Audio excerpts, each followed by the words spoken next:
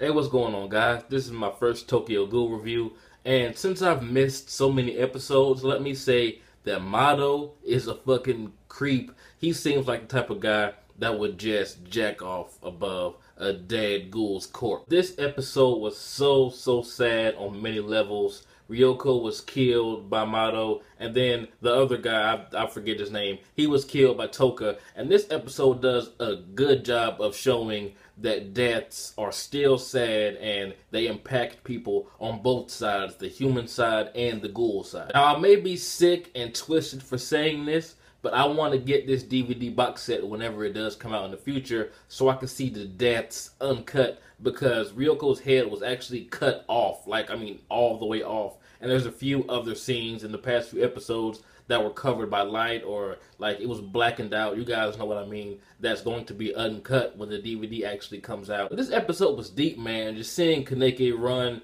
toward the scene, toward them, the investigators, and he knows he's not going to be able to do anything. He even questions, why am I going this way? And he questions, what if Touka was there? She could have done more than I could. And he's just feeling useless right now. I mean, so much has happened to Kaneki within the past few days, but at the end, we finally saw the mask that I know and love. That mask right there. You guys thought I was crazy. You thought it was just a bondage shit. But no, it is Kaneki-kin's mask. So Touka is taking it upon herself to avenge Ryoko, and she got fucked up. I mean, Mado is a badass, even though he's a creep. He was dodging her attacks so casually while lecturing Amon. I mean, damn, this guy is just awesome. I mean, he even had time to tell him what type of ghoul she was, about her Kagune and everything. Oh, and before I forget, let me mention that it's so fucked up that Ryoko was killed by her husband's Kagune.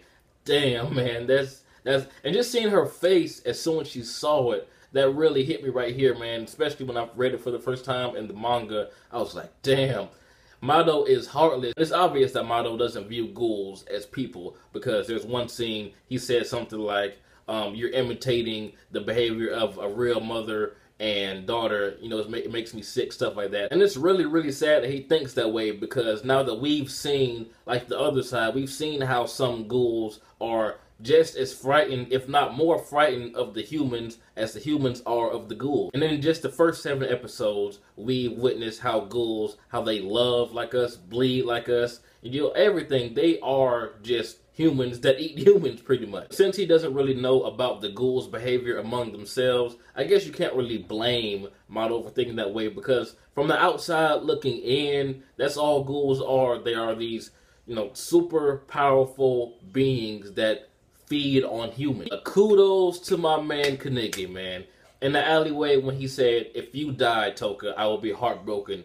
That made her moist immediately, and she tried to play it off like, is that so? But if he had saw her face, he could have gotten them drawn. This episode was basically a setup episode. Now that Kaneki says that he wants to help however he can, but he refuses to kill the investigators, Touka came up with this plan. It was obviously Touka or Kaneki that called with the information around the end to Mado. And so next episode, you can bet your ass there's going to be a Mado and Amon versus Kaneki and Touka, and it's going to be awesome, man. I cannot wait. And for those of you that read the manga, the mention of Jason is just awesome, man. I fangirl all over the place because you know what's about to come up in a few episodes. But honestly, I can see this reckless behavior of Touka's getting her killed one day. I mean, she ran with no plan, just, I'm just going to kill these motherfuckers right here and now. And she almost died. And Yoshimura was like, Kaneki, don't help that chick. She wants to do this by herself so she can die by herself. And I like how Kaneki actually, that's like one of the first times he's ever stood up, especially to someone more powerful than him.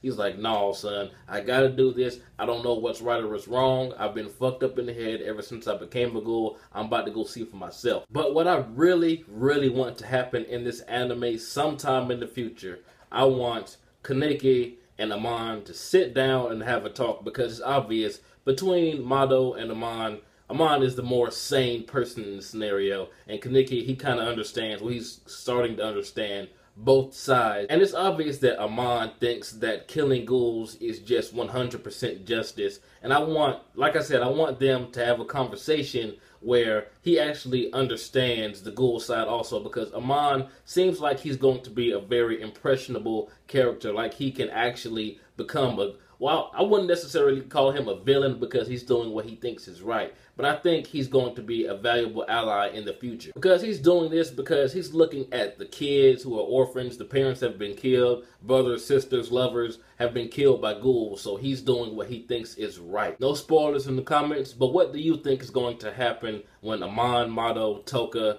and Kaneki meet up on the field? Because Kaneki already said that he's not going to kill anyone. Now, does that necessarily mean he won't hurt anyone? That's for you guys to find out next episode. And I really do feel bad for Hanami, man. First her dad, then her mom. She really has no one left but Touka and Kaneki, really. If there's one complaint that I have about this episode is that Ryoko kind of gave in too easily. Like, she was too peace-loving.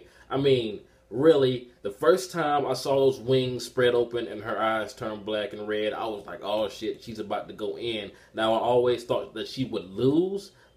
You know, sad to say, especially after seeing Mado use her husband's Kagane, I was expecting her to just go insane and crazy, you know, do something, but she just smiled in the end, which is really sad, which I can kind of understand why, because she's probably one of those ghouls that doesn't want to hurt people either. But I mean, really, come on. What if someone had your lover's hand and it was swinging it around at you? Would you just smile and allow yourself to get your head cut off? Hell no. I will whoop that motherfucker's ass. Tell me what you guys thought about this awesome episode. What do you think is going to happen next episode? It's been Jay with Chia. Like, comment, subscribe, and I'm out.